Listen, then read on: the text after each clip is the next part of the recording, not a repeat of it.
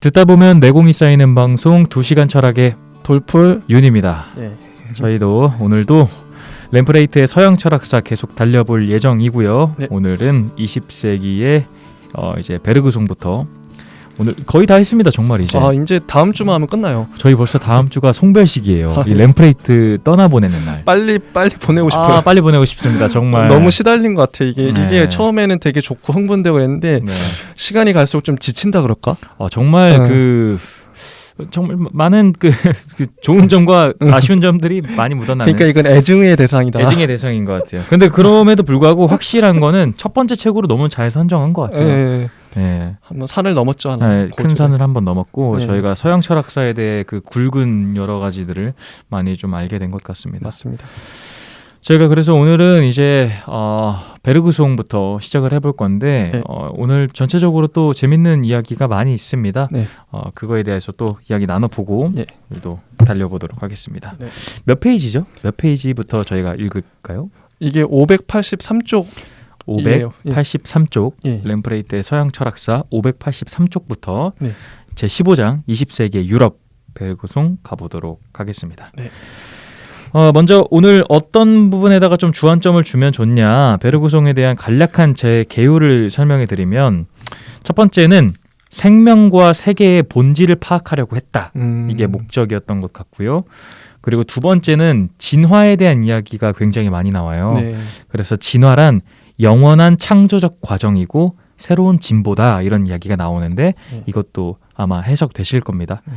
그리고 이 다음부터 챕터들이 나오는데 뭐 분석과 직관이라는 게 나옵니다. 근데 이때는 우리가 과학이라는 것을 보통 분석이라고 여기서 표현을 해요. 근데 분석과 직관, 이제 분석 말고, 과학적 분석 말고 형이상학적인 직관, 이 직관을 통해서 진정한 자아를 알 수가 있다, 이런 주장을 하고요. 그리고 다음은 또 창조적 신화라는 파트가 나옵니다. 이때는 이제 생명과 우주는 끊임없는 창조력의 결과물이다. 이 창조력, 여기에 중심을 좀 많이 뒀으면 좋겠습니다. 창조력. 그리고 그 다음에 생명과 물질이 나오는데, 여기서는 이제 생명력의 창조성, 이것은 신이다. 그리고 물질은 생명이자 생명력을 위한 재료다, 진료다, 이런 말도 나오고요. 그리고 이제 도덕의 두 가지 유형, 종교의 두 가지 유형이 나옵니다. 이거는 뭐 정적 도덕, 정적 종교, 동적 도덕, 그리고 동적 종교, 이런 게 나오는데 이것도 되게 재밌습니다. 좀 이따가 들어보면 알 것 같고, 저는 이 사람이 되게 매력 있는 게 마지막으로 되게 물리학적이기도 하고 화학적이기도 하고 천문학적이기도 하고 네. 또 생물학, 뭐 여러 가지 굉장히 많아요. 그래서 저는 이번에 그 돌풀님이 또 추천도 해주셨었는데 테넷 나오지 않았습니까? 예, 영화. 네, 그래서 워낙 그 물리학 개념, 연력학 제2법칙인 엔트로피를 저는 좋아하기 때문에 네.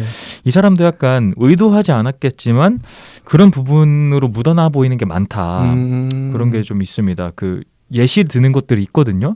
제가 좀 이따가 그 예시가 나올 때 혹시 기억이 나면 또 짚어보도록 할게요. 네. 이 전체적인 틀로 알아두시고 오늘 본격적인 내용들 같이 따라가시면 좋을 것 같습니다. 자, 제가 이제 이 분을 되게 중요하다고 생각한 이유가 두 가지가 있어요. 네. 그걸 한번 이제 좀 잠깐 나눠볼게요. 한번. 이 베르그송이 중요한 두 가지 이유. 두 가지 이유인데, 네. 그래서 전 너무 감명 깊게 읽으면서 줄을 다 치면서 거의 이제 모든 장에 줄을 다 치면서 봤는데, 그 이유가 이제 첫 번째 이유가 그 얘기를 한번 해볼게요. 그 중세는 어떤 가장 중요했던 중세 시대를 한 단어로 표현하면 뭘까요? 신일까요? 신? 네, 종교. 종교가 그냥 모든 철학을 다 먹어버렸잖아요. 종교였고, 그다음에 근대로 넘어오면서는 그 종교에 버금가는 게 하나가 있어요. 뭘까요? 이성도 맞긴 한데 좀 다른 걸로. 뭐 과학일까요? 과학이죠. 제가 봤을 땐 과학이에요. 네. 근대의 모든 철학자들은 과학을 거의 그 중세의 종교를 신봉하는 것처럼 그쵸. 거의 절대적으로 떠받들어요. 그런 경향성이 있죠. 그러니까 중세는 기독교와 카톨릭이 종교였고 근대는 과학이 종교였다. 그렇죠. 철학이 과학의 거의 시종이 돼버리는. 네, 뭐 수단, 그게 돼버렸죠.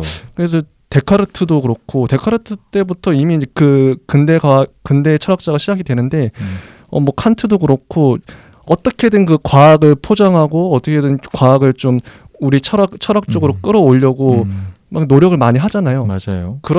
그래서 근대 철학자들은 과학이라는 그 틀, 어떻게 보면 과학이라는 그 학문 안에 갇혀 있어요. 중세는 종교 안에 갇혀 있고. 그러면 이제 근대를 넘어서려면 어떻게 하면 될까요? 과학을 넘어서야 될 수도 있겠는데요. 그죠. 과학을 부정하거나 과학의 어떤 그 단점들을 얘기를 하면 되는 거예요. 과학이 도달하지 못하는 점들. 되게 간단하죠. 그러니까 지금 현대 철학자들은 과학의 그런 부정적인 부분들을 어떻게 보면 지금까지 과학이 다루지 못했던 부분들 그런 걸 많이 지적하는 것 같아요. 중세를 넘어섰던 이유도 신을 부정하면서부터 넘어섰잖아요. 그죠. 네, 요 지점, 이런 지점에서 베르그송은 살았던 시대는 근대이지만 이미 근대를 넘어선 현대 철학자다. 과학의 그 기본 전제 조건들이 있어요. 네. 지금 이제 윤님 같은 경우에도 이제 과학 공부를 좀 관심이 있어서 하고 계시고, 네. 그다음에 뭐 경제학도 관심이 있어서 이제 할 예정이잖아요. 네. 근데 중요한 건 어떤 학문을 우리가 대할 때 제가 봤을 땐 가장 중요한 그 대전제라고 생각을 해요. 근데 전에도 얘기 많이 했지만 그렇다면 과학의 전제들이 있을 거 아니에요. 모든 그 수학과 네. 과학의 그 전제들을 베르그송이 들춰내요. 오늘 나오겠지만 과학의 전제들. 네. 근데 여기서 말하는 전제들은 잘못된 전제들. 이러이러한 전제 때문에 기존의 과학이 넘어설 수 없었던 지점이 있었다. 맞아요. 여러분들도 되게 궁금하시죠? 그거 좀 이따 나옵니다. 그래서 저희 그 부분에서 첫 번째로 감탄했고. 매력적인 말들이었어요. 요 부분 되게 중요해요. 첫 번째로 감탄했고, 네. 그 다음에 두 번째가 까먹었네. 이거 갑자기 생각났어요. 네. 이제 두 번째는 그 키워드가 이것도 이제 어떻게 보면 거대한 이제 그 시대의 흐름과 연관이 되는 건데, 지금 현대의 가장 중요한 철학적 키워드는 뭐가 있을까요? 현대의 가장 중요한 지금 키워드. 이제 그 철학자들이 다루는 화두.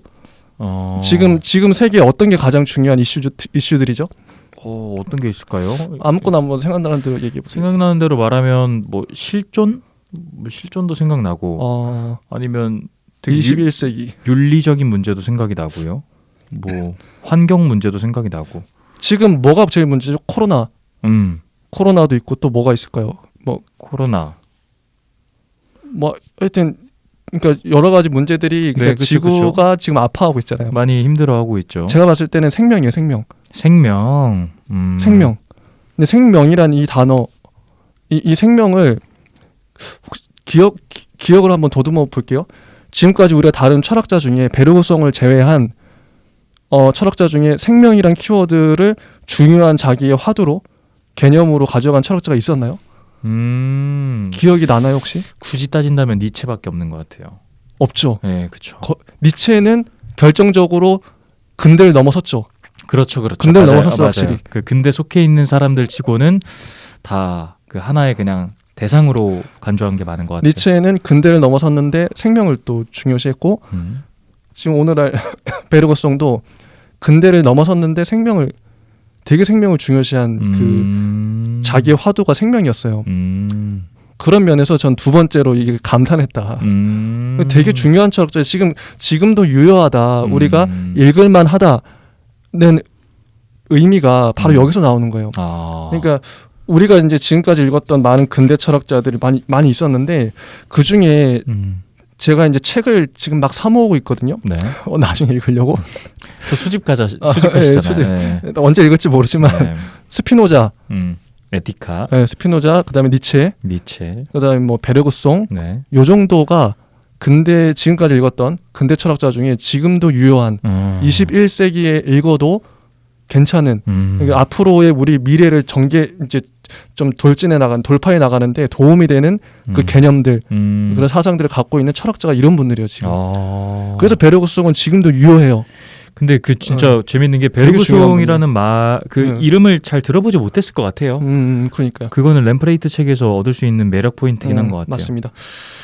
그래서 일단은 요 정도 생명과 아까 뭐라고 했죠? 생명과 과학의 기본 전제들을 비판하면서 이게 되게 중요한 두 가지 맞아요. 포인트라고 봐요. 저는. 공감 가요. 진짜 공감 가요. 왜냐면 제 개인적인 견해인데 네. 저희가 칸트 공부를 진짜 즐겁게 했잖아요. 그러니까 맞습니다. 되게 좀 맞습니다. 괴롭게도 했는데 철학을 이해하려면 그러니까 철학사를 이해하고 흐름을 이해하려면 칸트가 진짜 중요한데 중요하죠. 솔직히 현대 생활에서 간주했을 때는 칸트가 진짜 필수일까 생각은 들어요. 그 정도까지는 아니다. 확실히 현대에서 먹힐 수 있을 만한 현대의 우리 삶에 정말 중요할 만한 네.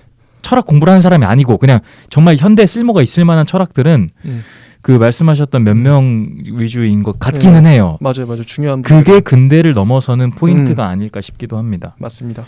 그래서 베르그송의 이제 양력을 한번 들어가 볼게요. 네. 이분이 1859년에 태어나셔서 1941년에 돌아가셨어요. 이제 정말 저희랑 많이 가까워요. 이분은 그래서 1, 2차 세계대전을 다 겪었던 거예요. 그렇죠. 그래서 프랑스 파리에서 나셔서 그곳에서 죽었다. 여기 보면 고등사범학교의 에콜 노르말 슈페리 에르웨르에서 공부하셨대요. 네. 근데 프랑스가 고등사범학교는 거의 이제 우리나라의 민족사관 고등학교, 뭐 외고, 과고 이런 정도의 수준인 걸로 알고 있어요. 되게 엘리트인 거죠. 거기다가 1898년 이래 콜레주 드 프랑스에서 가르쳤다고 그러는데 여기는 어디냐면 콜레주 드 프랑스는 우리나라 서울대 같은 서울대 교수가 됐다고 보면 돼요. 엄청난 석학이죠. 아무나 자기가 하고 싶다고 해서 아무나 할 수 없는 건데 그렇죠. 네, 완전 엘리트였던 거예요. 공부도 되게 잘하고 대단했나 봐요. 그리고 또 한 가지 또 볼 게 이분이 유태인이었는데 죽기 얼마 전에 그 독일 당국에 직접 출두해가지고 유태인으로 자기가 등록을 했대요. 이게 되게 쉽지 않은데 용기가 있었던 것 같아요. 목숨을 건 건데요. 자기가 죽을 수도 굳이 등록을 안 해도 되는데 나는 유태인이다 등록을 했던 거죠. 이런 소신이 있는 분이었다. 네, 멋있었던 것 같아요. 신분을 변경할 기회도 있었는데 단호히 거절했다. 이런 단어 나오고 그다음에 주저로는 뭐 시간과 자유의지 이게 이제 영어 제목이 이런데 원제 제목은 다르다고 또 책에 나오더라고요. 뒤에 보면. 근데 물질과 기억, 뭐 형이상학 인문, 창조적 진화, 도덕과 종교의 두 원천. 이게 제가 이제 그 검색을 해보니까 알라딘에 이 책들이 한 4권 정도 있더라고요. 네. 그 조만간 한 10만 원 정도 질러서 구매할 예정입니다. 너무 좋습니다. 예. 진짜 그 뭔가 수고하시는 느낌. 예, 수고. 네. 근데 언제 이거를 다 읽을지 모른다. 그래도 그게 또 정성이 또 묻어나니까요. 네. 이제 본문을 본격적으로 들어가 볼까요? 좋습니다. 네, 좋습니다. 맨 앞에 이런 얘기가 나와요. 칸트. 네. 칸트와 좀 비슷하면서도 다른 점이 나오더라고요. 칸트 같은 경우에는 전통적인 유물론과 경험론을 모두 비판했다. 네. 네. 그리고 칸트는 과학의 방법론을 자기의 그 세계를 인식하는 방법론에 적용을 했잖아요. 경험의 그 구조를 밝혔잖아요. 네. 그런 식으로 했는데 베르그송은 이게 보니까 메커니즘과 필연으로부터의 자유를 갈망했다. 메커니즘은 과학적 방법론이라고 볼 수 있을 것 같아요. 네. 필연은 어떻게 보면 운명일 수 있을 것 같은데 이 두 가지를 다 거부하고 인간의 자유를 갈망했다. 그리고 생명력. 여기는 이제 엘랑비탈이라고 나오는데 엘랑비탈이 이제 생명의 비약이란 뜻인가 봐요. 이거를 강조했고 항상 새로운 인격, 우주의 발전 노선을 이게 생명력이 창조한다. 이런 식으로 생명력이 새로운 인격과 우주의 발전을 창조한다. 이런 식으로 논했다고 합니다. 굉장히 근데 생명력이 지금 이 말 들어보면 굉장히 큰 거예요. 인간의 기준을 넘어서 인격과 그리고 우주마저도 발전시킨다는 거는 생명력이 엄청 큰 힘으로 이 사람이 산정했다는 겁니다. 나중에는 그 생명의 어떤 힘이 신으로까지 이제 베르그송한테 나오잖아요. 그죠. 그리고 뭐 그 신이 뭐 정말 그리스도인지는 안 나오지만 그건 아니겠지만요. 여기서 말했을 때는 맞아요. 아무튼 거대한 그 집단, 그 거대한 힘의 그 규모라고 알아두시면 좋을 것 같아요. 그리고 창조적 진화라는 주저가 있는데 그 책에 대해서 잠깐 한번 얘기해 볼게요. 창조와 진화 이 두 가지 그 생명이 이제 탄생한 창조한 창조된 어떻게 보면 이제 지금까지 온 내력을 두 가지 보통 창조론과 진화론 두 가지로 갈리잖아요. 네. 네. 지금도 그건 뭐 기독교인들은 창조론을 막 주장하기도 하고 그런데 이 두 가지를 한번 둘 다를 비판했어요. 베르그송은.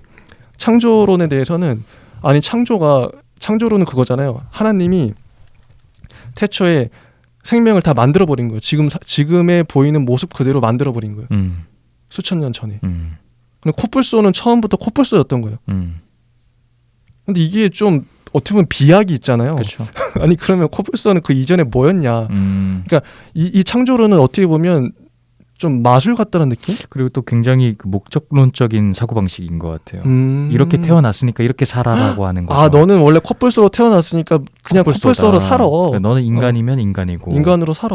수천 년 수만 년이 지나도 똑같은 모습으로 똑같은 형태로 살아가야 돼. 어떻게 보면 그 정해져 있는 운명이. 그렇죠. 그 관점에서 창조론적으로 봤을 때는. 그건 좀 비판이 되는 지점이 있는 것 같아요. 좀 상식적으로도 아니 그 처음부터 그 모습이었대. 이런 거였고 진화론 같은 경우에는 코뿔소는 이제 계속 이제 진화해 온 거잖아요. 그렇죠. 어떤 생명체들이 네. 모양이 바뀌면서 환경에 적응하면서. 그래서 저는 그래서 개인적으로는 창조론보다는 진화론이 좀 맞는 것 같긴 한데 어쨌든 창조론을 비판했고 진화론은 그 진화론 자체도 비판한 게 불가피하고 예견할 수 있는 목적으로의 전진이라고 이제 비판했던 거예요. 근데 여기에 이제 보면은 그 스펜서는 진화론을 내세웠던 이제 철학자고, 그죠? 그래서 이 스펜서의 논리와 좀 대립을 해서 베르그송이 자기 이제 견해를 펴는데 지금 보니까 간단해요. 그 스펜서는 뭐냐면 일단 두 가지 요소를 볼게요. 내부와 외부. 내부는 이제 생명체고 외부는 환경. 네. 우리가 알고 있는 진화론은 뭐죠? 그 생명체가 그 외부 환경에 적응하는 게 그렇죠. 진화잖아요. 네. 그러면 상수는 어디 있죠? 상수는 외부 환경은 바뀌지 않죠. 그러니까 외부 환경은 일단은 나한테 영향을 주는 거잖아요. 그러니까 외부 환경이 상수고 나는 이제 어떻게 보면 계속 바뀌어야 되니까 생명체들은. 그렇죠. 그러니까 외부가 되게 중요한 거예요. 기존의 진화론은. 외부가 주가 되는 건데. 근데 베르그송은 이걸 뒤집어 버려요. 내적 요구에 따라서 외적 조건을 다시 만드는 과정이 진화다. 이게 바뀌었죠. 그러니까 생명이 주체가 되고 생명력이 안에서부터 막 이제 외부 환경들을 바꾸기 시작하고 바꾸는 거예요. 네. 네. 재조립하고 재조성하는 거예요. 이런 부분들 저는 이게 방향이 바뀌었다. 근데 이거는 어떻게 보면 기존의 스펜서를 위시한 기존의 진화론은 그 생명체가 별 그 외부 환경에 종속돼 버리는 별 주체적이지 않았어요. 되게 비주체적으로. 지금으로 따지면 정말 생물학적인 관점이죠. 네, 막 흘러가는 그런 생명체는 어쨌든 환경에 종속돼 버리는 그런 거였는데 네. 베르그송은 이걸 뒤집어 가지고 생명체가 주체가 되게 만들었어요. 그런 부분이 좀 쉽지 않은 사고 방식이긴 한 것 같아요. 네. 우리는 예를 들어서 뭐 아프리카 열대에 살면 그 열대에 맞는 생물로 변한다라고 우리가 지금은 다 알고 그게 있지만 상식적으로 상식인데 네. 베르그송은 반대로. 근데 이게 가만히 따져봤어요. 저도 그러니까 똑같은 뭐 사람이 아니면 어떤 생명이 뭐 아프리카에 놓여진 뭐 강아지가 있다. 아프리카에. 그리고 북극에 있는 뭐 강아지가 네. 북극에 개가 가면은 북극 여우가 되기도 하고 털이 막 길어지고 추우니까 날씨가. 네. 근데 사막에 가면은 또 털이 짧아지고 그 적응하는 거잖아요 환경에. 네. 이게 우리의 상식인데. 네, 맞아요. 근데 베르그송이 왜 이렇게까지 좀 뒤집어서 생각했냐 저는 생각을 해봤는데 이것도 말이 되는 게 이게 어떤 예를 들면 되냐면. 내가 예를 생각했는데 잠시만요. 얘가 어떤 예가 있을까요? 이게 저는 근데 내가 이게 주체가 돼서 바꾸는 거예요 환경을. 이렇게 좀 이따 어차피 예시가 나오는데 그 물질이라는 것, 이 세계라는 것은 그냥 그 하나의 생산물인 거예요. 그러니까 생명력이 생산물을 만드는 사실 주체인 거고 이 세계와 물질 그 우리가 이런 생명을 가진 자들은 다 튀어나온 거예요. 이 생명력 안에서. 맞아요. 그래가지고 이게 더 중요한 거죠. 생명력이라는 거. 생명력, 창조력. 오늘 이게 되게 화두거든요. 생명력이 중요하고 생명체가 또 중요하고. 그렇죠. 근데 만약에 이 생명력이 중요한데 뭐 물질이던가 이 세계라는 말이 좀 이따 또 나옵니다. 얘네가 더 중요해지면 말이 안 되잖아요. 여기 생명력에서 튀어나온 애들이 어떻게 이게 더 중요해. 그래서 여기에다가 이 세계 우리가 살고 있는 세상 네. 여기에 속하는 그 관점으로 바라보길 되게 거부했었던 측면 같습니다. 맞아요, 맞습니다. 이거 근데 좀 이따가 굉장히 그 재밌는 그 기억나시죠? 어떤 뜨거운 고온의 용기가 있다. 고기압 거기서 다 이해하실 거예요. 고기압의 용기가 있는데 맞아요. 그 부분에서 저는 한 번에 이해를 했거든요. 예시를 너무 절묘하게 예시를 잘 들었어요. 네. 그거랑 오늘 또 뭐 세부스러기의 팔에 그거 너무 좋아요. 그게 저는 너무 좋은 거기서 예시. 진짜 야 이거 엔트로피다 이거는. 이 문학적인 비유 너무 좋아요. 네, 그래서 좀 이따 조금씩 천천히 추적해 가시면 좋을 것 같아요. 이건 책 순서대로 한번 가보죠. 아무튼 진화라는 거는 영원히 창조적인 과정이고 항상 새로운 방향으로 움직여 나가는 거다 이렇게 이야기합니다. 맞아요. 그리고 또 베르그송이 이제 최초로 낸 책이 의식의 직접적 소요. 근데 이게 소요라는 단어가 어려울 수 있는데 영어를 보니까 그냥 데이터예요.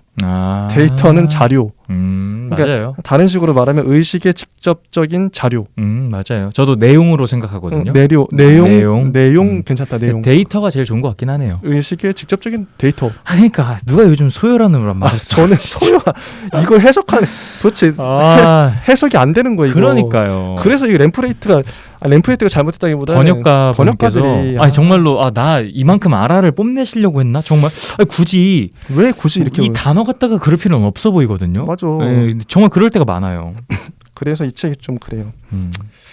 어쨌든 그래서 의식이 두 가지로 나눕니다. 의식이 두 가지 방법론이 있다. 네.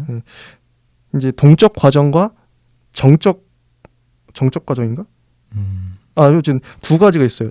직접적 의식과 동적 과정 맞긴 해요. 동적 과정이 있고 또 하나가 더 있긴 해요. 네, 두 번째는 그 심리학적 견해 의식이라고 나와 있긴 합니다. 그러니까 첫 번째 직접적 의식, 두 번째는 심리학적 견해 의식. 맞아요. 이런 게 나옵니다. 그 직접적 의식부터 한번 설명해 주실까요? 예, 좋습니다. 네. 그러니까 이거 두 가지가 그러니까 뭐냐면 여기서 말하는 이제 동적 과정, 직접적 의식 이거는 그 어떻게 보면은 생명에 가까운 베르그송이 주장하는 바고 맞아요. 뒤에 있는 거 이거는 분리할 수 있고 측정할 수 있고 이거는 기존에 우리가 알고 있는 기존의 방법론, 그 과학적 방법론. 네, 맞아요. 그래서 베르그송의 강조점은 어디 있냐면 이 과학적 방법론 말고 자기가 주장하는 이 동적 과정에 있는 거예요. 그래서 이거 순서를 한번 바꿔서 얘기해 볼게요. 기존의 방식은 뭐냐면 과학의 방식인데 과학은 분리하고 분류하잖아요. 분류하고 그다음에 측정할 수 있게끔 하나하나를 이제 열거하기도 하고 법칙들의 지배하에 놓고 이게 과학적 방법론이에요. 그렇죠. 이거는 그냥 우리 이미 알고 있는 거니까 넘어가고 두 번째가 이제 이 베르그송이 주장하고자 하는 바가 중요해요. 동적 과정. 이거는 순수하고 약동하는 성질이다. 약동한다는 게 중요한데 약동이 뭐냐면 그 탱탱볼 있잖아요. 네. 탱탱볼을 아무데나 그냥 바닥에 던지면 이게 솔직히 어디로 튈지 모르잖아요. 그 약동이에요. 근데 생명이라는 거는 생명력이라는 건 어디로 튈지 모르는 거예요. 근데 엄청 막 튀어오르죠 막. 그걸 생각하시면 돼. 그런 장면들을 수백 수천 개의 탱탱볼을 동시에 던진다. 사방으로. 그럼 어디로 튈지 모른다. 그렇죠. 이게 약동하는 동적 과정이다. 생명에. 그리고 이 방향 저 방향으로 움직이는데 그게 이제 신체라는 제약 조건이 있지만 신체를 넘어서기를 원한다. 여기 중요한 게 뭐냐면 무규정성이고 탈신체성이고 비공식성이 이게 뭐냐면 규정할 수 없다. 그죠. 생명을 한번 그냥 생명의 이미지 아까 지금 탱탱볼이 막 튀어오르는 모습을 생각해 보세요. 생명의 약진, 약동 이거는 규정할 수 없어요. 무규정성 그리고 신체를 벗어나요. 탈신체성 제가 만든 말입니다. 그러니까 여기 나와 있는 거를 그냥 단어로 표현하면 이렇게 돼요. 그리고 어떤 수학 공식이나 과학 공식으로 규정할 수 없어요. 무규정성. 그게 생명의 특징이죠. 맞아요. 그 베르그송은 이걸 강조하고 있는 거예요. 맞습니다. 인간은 그래서 생명력의 한 덩어리라고 표현을 하는 겁니다. 예. 말씀하신 것처럼 그래서 형식적인 정의로 규정할 수가 없다는 건데 규정 불가하다. 그 우리가 이 직접적 의식 즉 동적 그 과정 말고 반대편은 물리학적인 측면이니까요. 이거는 규정할 수가 있잖아요. 맞죠. 뭐 우리가 중력만 해도 뭐 9.8 뭐 뉴턴에 이런 거 이야기하고 어디로 움직일 때도 이 단위들을 다 세분화시킬 수가 있고 계산할 수가 있잖아요. 맞습니다. 근데 이제 이 동적 과정이던가 이 직접적 의식은 안 된다는 겁니다. 이 물리학적 공식으로 표현할 수 있는 대상이 아니다라는 거예요. 그래서 그 아까 이제 생명력, 아까 생명의 약동은 진정한 자아를 드러내고 그리고 이제 지금 이제 과학적인 그 방법론 이거는 자아 대신에 기호나 그 도식을 얻게 된다. 그냥 쉽게 표현하면 과학적 수식으로 생각하죠. 수식. 맞아요. 공식 뭐 이런 거 있잖아요. 우리가 외웠던 공식들 네. 그런 걸로 나올 수밖에 없다. 근데 과학적으로는 이제 어떻게 보면 그런 수식 같은 것들이 그 타당할 수 있죠. 네, 많은 열매를 맺긴 하잖아요. 네. 그런데 여기 뭐 의식의 직접적인 데이터에는 대해서는 부당한 것이다. 뭐 이런 식으로 나옵니다. 이거 다시 한번 같은 말이지만 좀 쉽게 정리해 드릴게요. 예. 그 우리가 진정한 자아라고 하는 거는 직접적인 나의 의식, 순수한 동적인 의식으로만 가능하다라고 하는 거예요. 왜냐하면 당연히 이건 물리학적으로 진정한 자아를 어떻게 쪼갭니까? 불가능합니다. 그래서 진정한 자아를 알기 위해선 직접적 의식이 있고 이게 첫 번째고 두 번째 반대로는 과학적 수식, 우리가 아까 했었던 그 과학적인 방법으로 하면 수식으로 나타낼 수가 있다라고 맞습니다. 이야기를 하는 겁니다. 근데 정리하면 과학적으로 수식적인 게 수식으로 하는 게 더 뭐 도움이 되고 타당할 수 있으나 과학적으로는 의식의 직접적인 내용, 나의 자아를 찾는 거에는 타당하지 않다. 맞습니다. 근데 우리가 너무 과학 만능주의로 빠지면 안 된다라는 개념으로 보이는 거죠. 어떻게 보면 과학 비판이 많이 나오는데 네. 그 형이상학 입문이란 책을 또 내셨대요, 이분이. 거기에서 인식에는 두 가지 방법론이 있다. 그래서 과학적인 방법과 또 아까 생명적인 방법이 또 나뉘죠. 네. 과학적인 방법은 여기 보면 기호에 의한 방법인데 여러 특성을 관찰하고 부분들로 나누고 또 분석하고 절단하고 토막낸다. 그래서 물리학에서는 원자 같은 걸로 쪼개서 보고, 그죠. 우리 몸을 막 원자 단위로 쪼개보잖아요. 네. 그리고 생물학에서는 세포로 쪼개보고, 심리학에서는 심적 상태로 또 쪼개서 본다.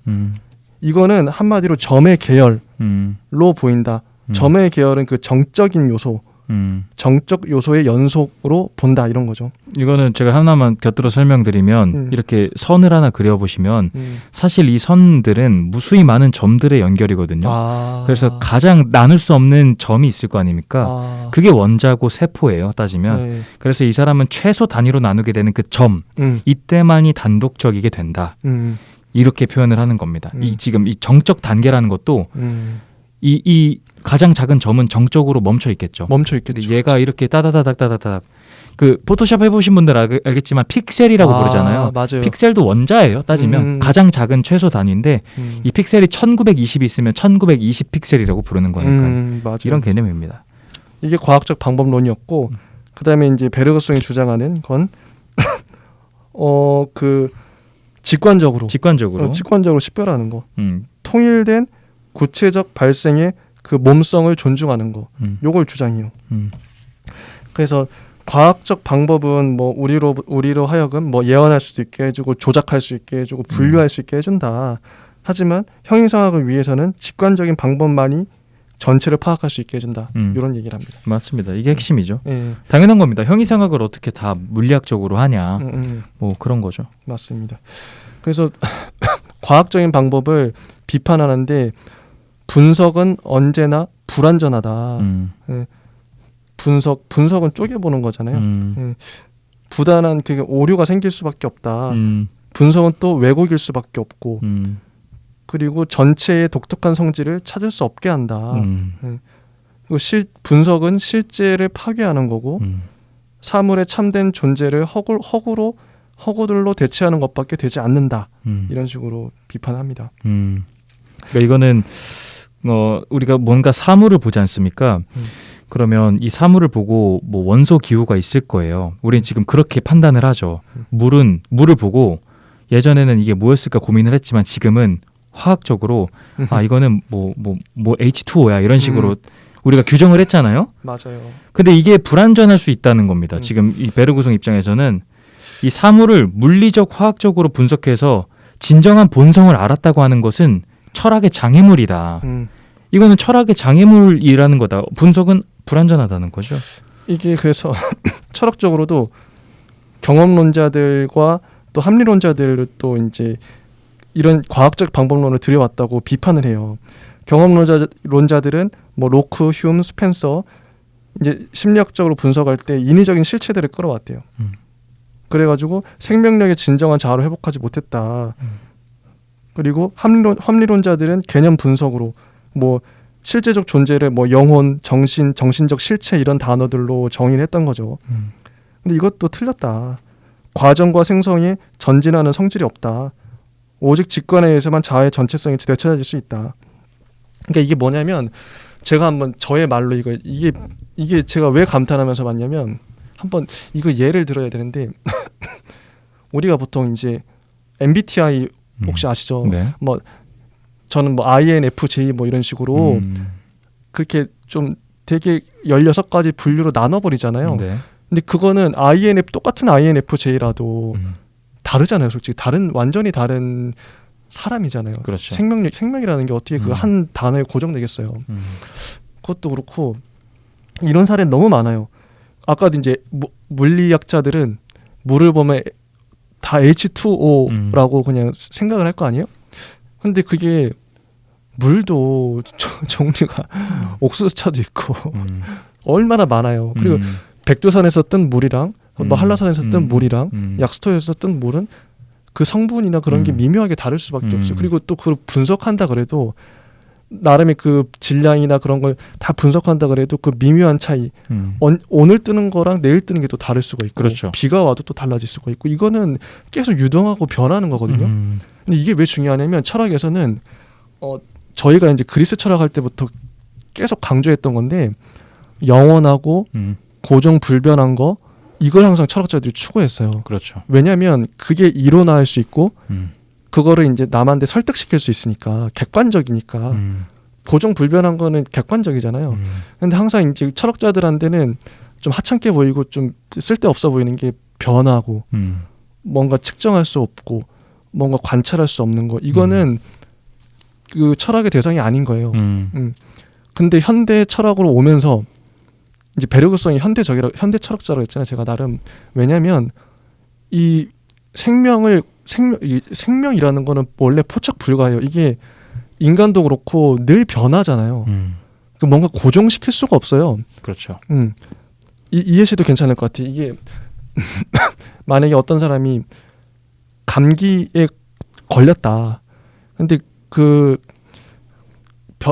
이제 내과에 가서 약을 타오잖아요.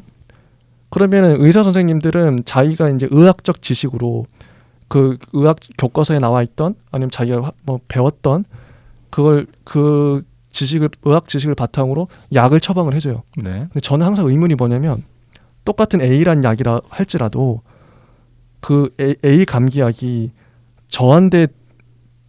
제 몸에 들어오는 거랑 윤님이 A 감기약을 먹었을 때랑 똑같은 감기 증상이 있다 할지라도 효과나 영향이 다를 것 같아요. 다를 수 있죠. 왜냐면 사람이 다르잖아요. 우리는 살아온 나날들이 다르고 체질이 다르고 근데 똑같은 감기약 A를 주는 게 말이 안 돼요 원래. 그리고 이게 또 웃기는 게 내가 A 감기약을 먹으면 내 목과 그 코 이런 기관지에만 그게 효과를 발휘해서 감기를 멈추게 한다. 이것도 말이 안 되는 게 그 감기약이 내 장이나 아니면 내 다리나 내 뇌에 어떤 영향을 줄지 나는 몰라요.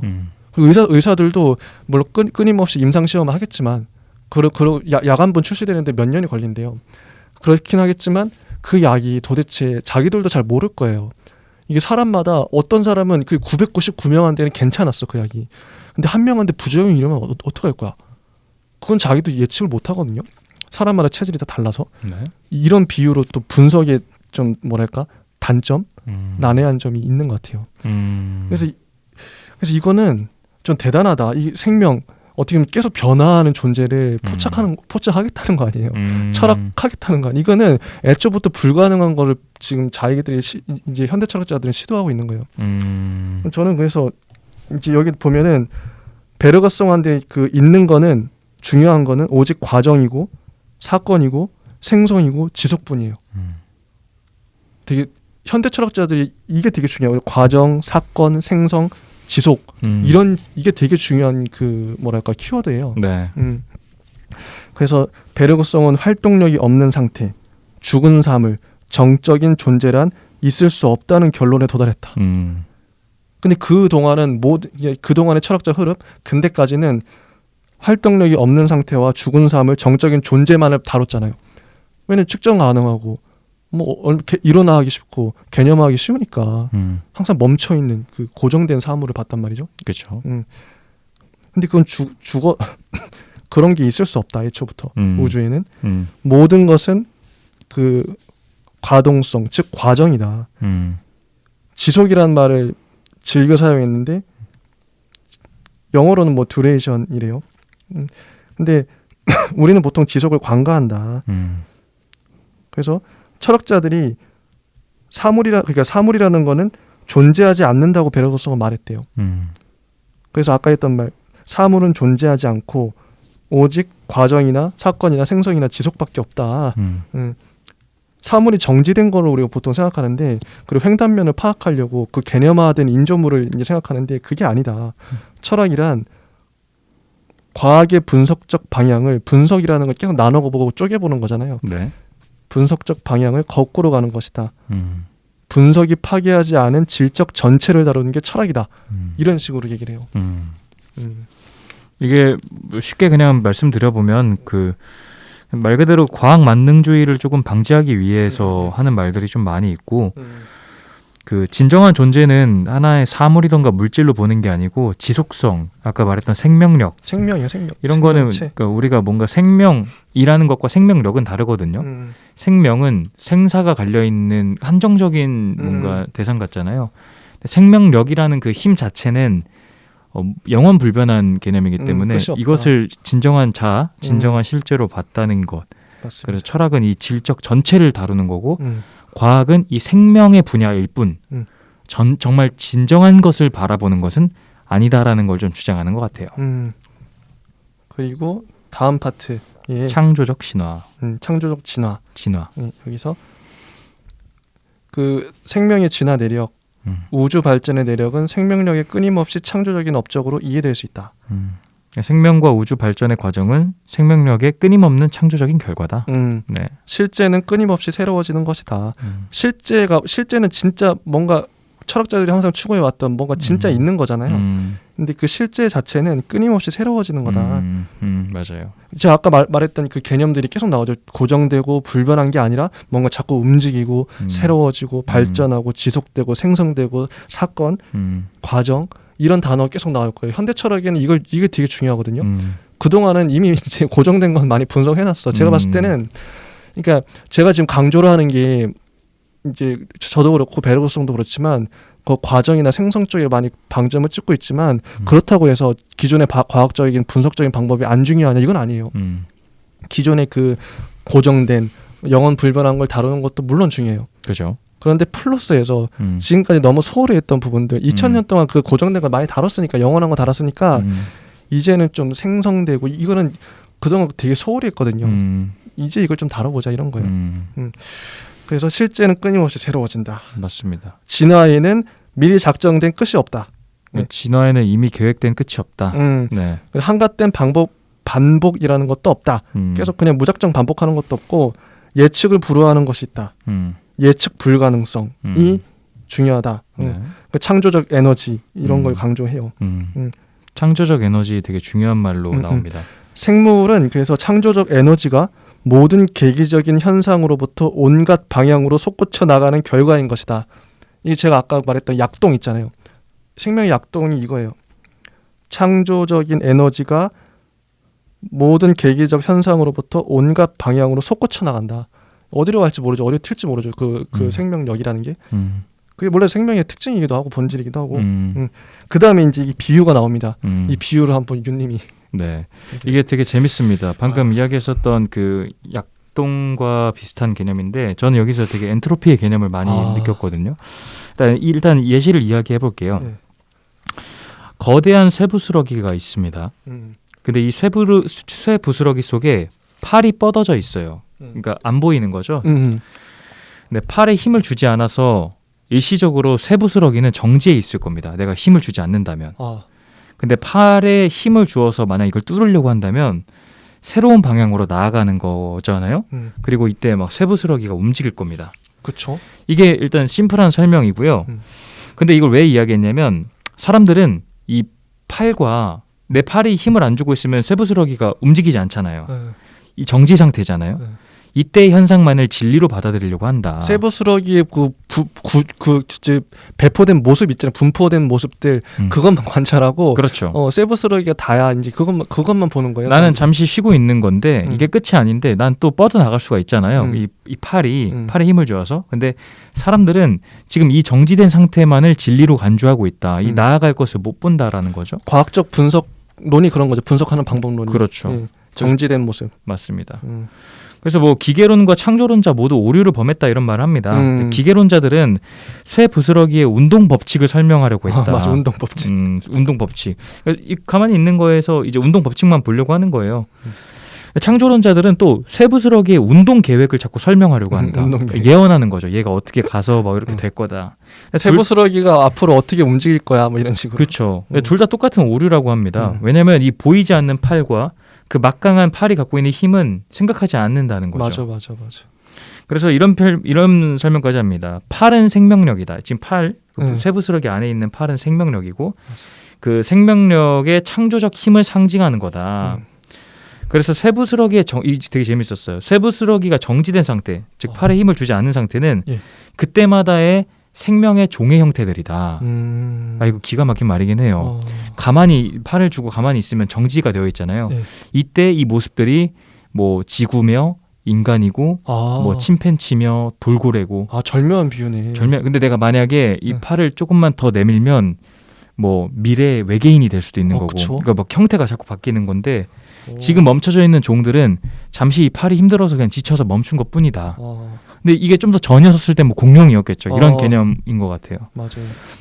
그리고 생명력의 창조력이 없으면 이 팔에 힘이 없으면 종의 진화를 설명할 수가 없다. 이렇게 설명합니다. 맞아요. 그러니까 팔 자체가 생명력이고, 그렇죠. 예, 생명의 에너지인 거예요. 이 팔이 어디로 갈지 모르는 거죠. 약동이. 그렇죠. 근데 사람들은 이 팔의 힘, 이 팔의 그 진로 이런 걸 안 보고 쇠부스러기만 보는 거예요. 맞습니다. 기존의 과학이나 철학의 문제점이 쇠부스러기만 봤다는 거지. 맞아요. 예.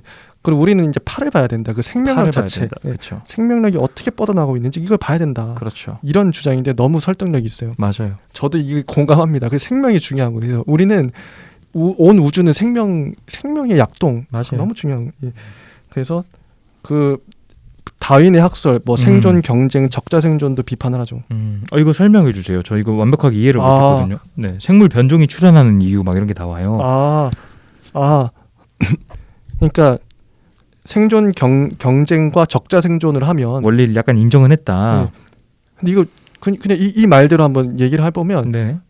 생존 경쟁을 통해서 적자 생존을 해서 이건 유리한 어떻게 보면 되게 뛰어난 DNA만 뛰어난 그 육체만 살아남는 거잖아요. 그죠. 예, 그 환경에 적응한 그 네. 개체들만 살아남는데 그러면 여기서 말하는 변종, 뭐 도태되는 그 특성이 있을 거 아니에요. 네. 근데 그런 애들은 다 없어져야 돼요. 근데 실제 그 생태계를 보면 그 우월한 엘리트 종자만 있냐 그게 아니라는 거죠. 왜 맞아요. 저런 근데 그 종을 봐도 그렇고 아니면 어떤 인간을 봐도 맹장이 이게 쓸데없는데 남아 있잖아요.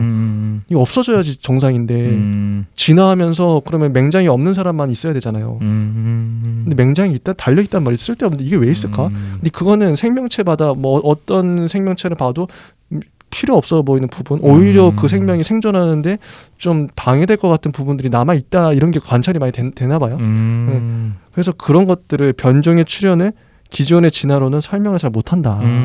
이해되네요. 네, 근데 베르그송에 의하면 아까 막 팔이 뻗어나가는 거 생명 약동은 어디로 튈지 모르기 때문에 맞아요. 이게 설명이 되는 거예요. 베르그송 입장에서는 이런 맥락으로 봤습니다.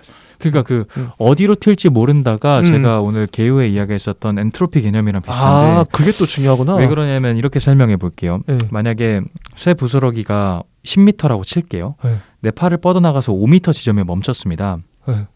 그래서 여기에 막 수많은 종의 형태가 정지된 상태에서 종의 형태던가 여기 정지된 상태의 모습들이 막 펼쳐져요. 네.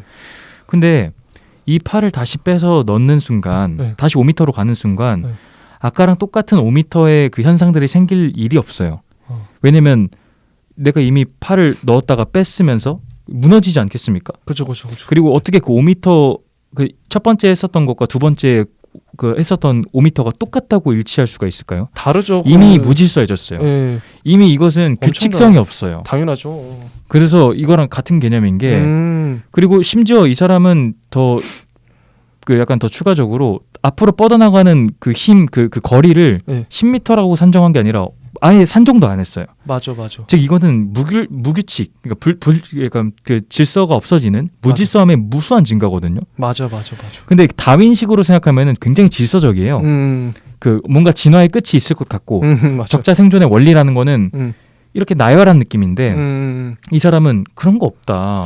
적자 생존은 어떻게 보면 논리적으로 설명하려는 그 그쵸. 시도잖아요. 그렇죠. 근데 솔직히 생명 현상 자체가 논리로 설명이 안 되는 부분이 너무 많고. 근데 이게 저는 개인적으로 네. 다윈보다 한 수 위라고 생각하는 측면도 있는 게 이 엔트로피는 연력학 법칙이거든요. 예. 이게 사실 왜 중요하냐면 엔트로피 주장하는 이유가 빅뱅의 증거입니다. 그러니까 우주가 팽창하고 있다라고 하는 우리가 그 흔한 말 있죠. 예. 그게 엔트로피 때문에 우리가 증명하는 거거든요. 그러니까 생각해 보면 다윈의 이론은 우리 지구 내에 생명체에만 속해 있는 이론 같은데 사실 이 엔트로피던가 베르그송의 개념은 우주적인 원리예요. 우주적으로 나간다. 네. 지구와 태양계와 은하와 그리고 은하단과 이런 애들까지 속해 있는 사실 개념이라서 맞아요. 어떻게 보면 좀 더 형이상학적이고 좀 더 차원이 높을 수도 있겠다는 생각이 들어요.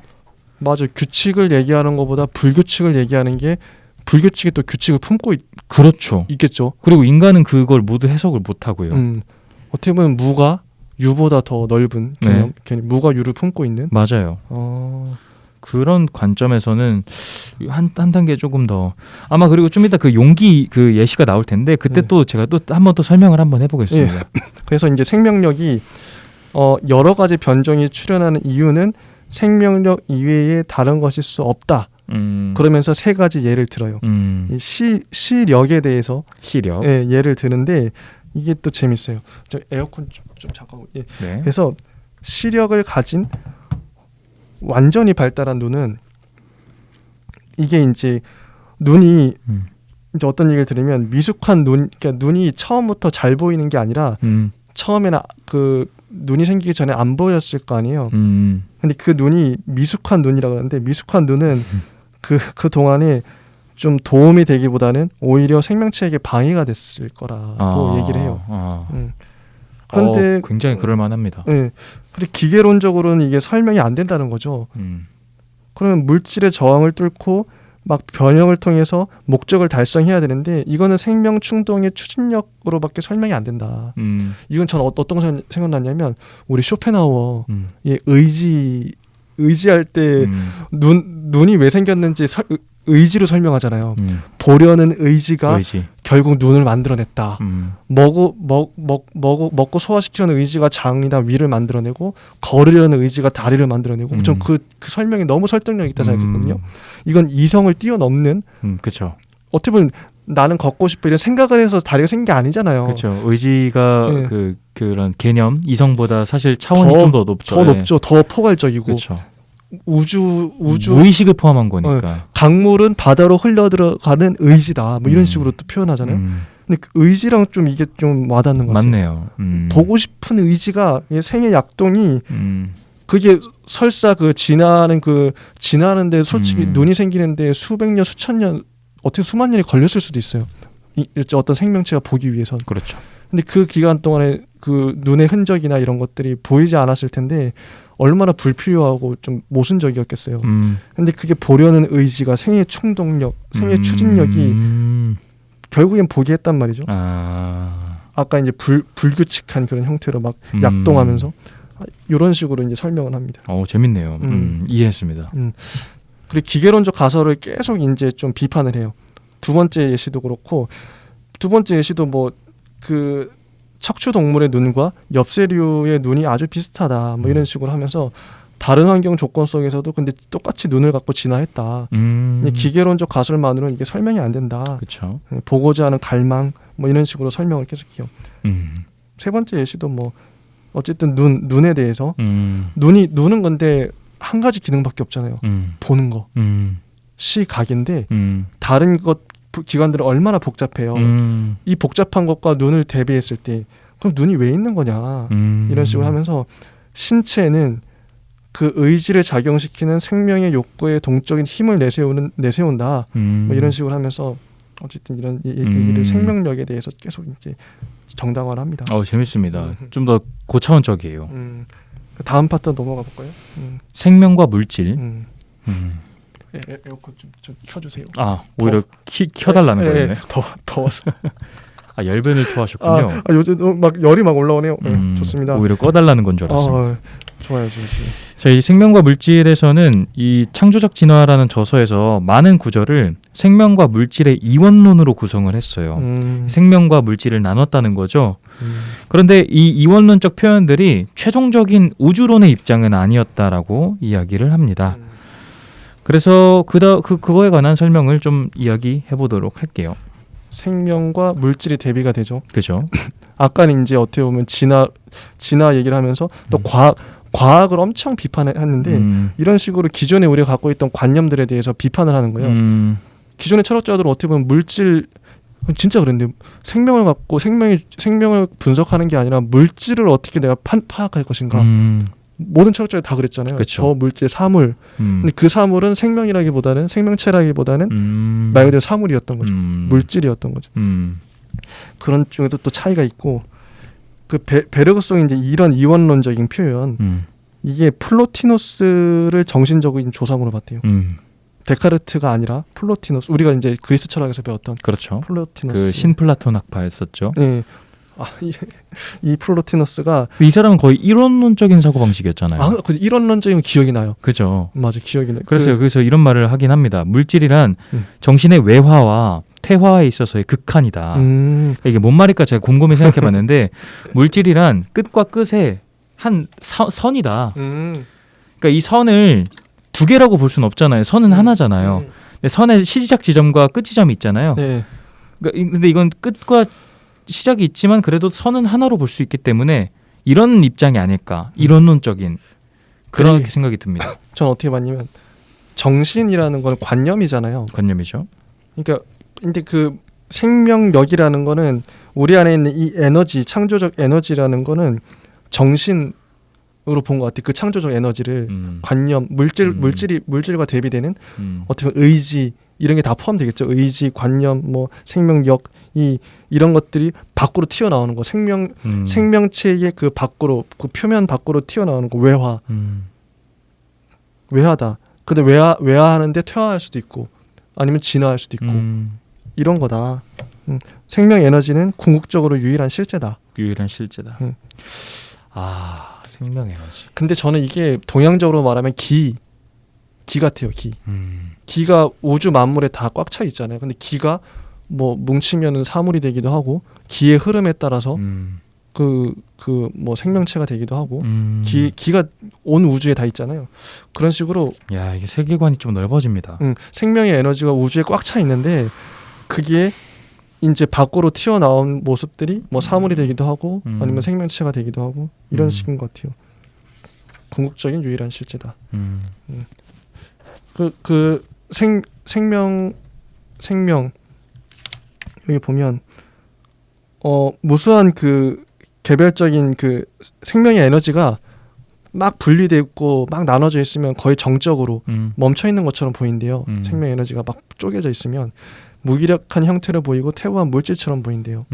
물질은 이전에 창조적이었던 추진력들이 모호하고 무기력하게 된 혹은 위축되어 버린 잔재이다. 물질은 창조력의 잔재다. 그러니까 생명체가 퇴화하면 물질이 되는 거예요. 그렇죠. 그래 이 생명이라는 거는 이 잔재에서 멈췄다가 다시 활동하고 이런 거고 물질은 그 잔재일 뿐입니다. 물질은 잠깐 멈춰 있어 보이는 상태일 뿐인 거고.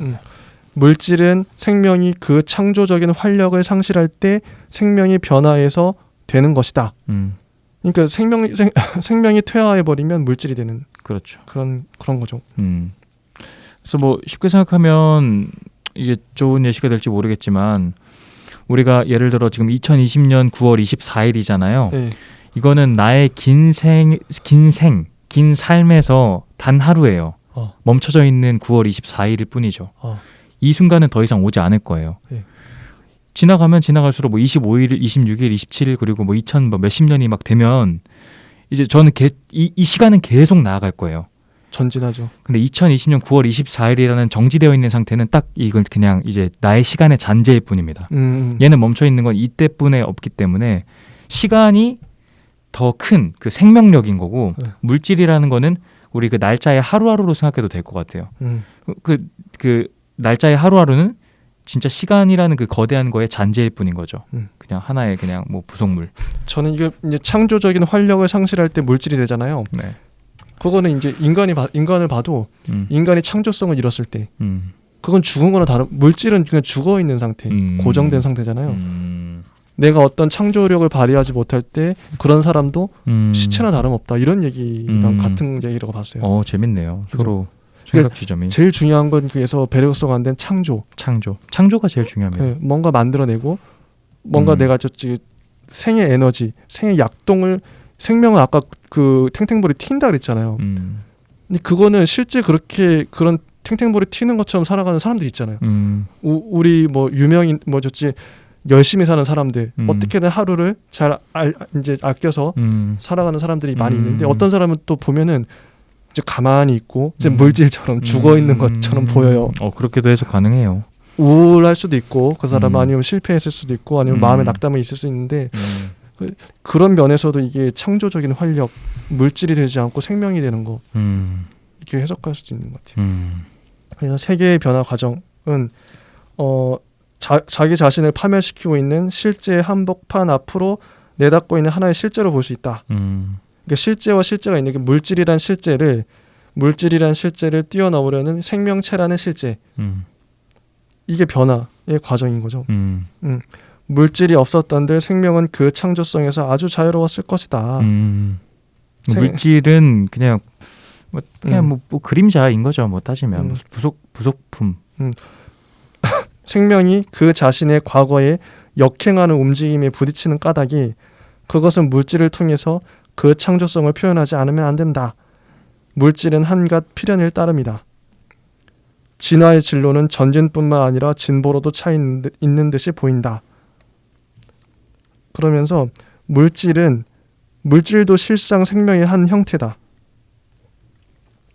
물질은 지쳐버린 생명이요 쇠퇴한 생명이지만 어디까지나 하나의 생명이기는 한 것이다.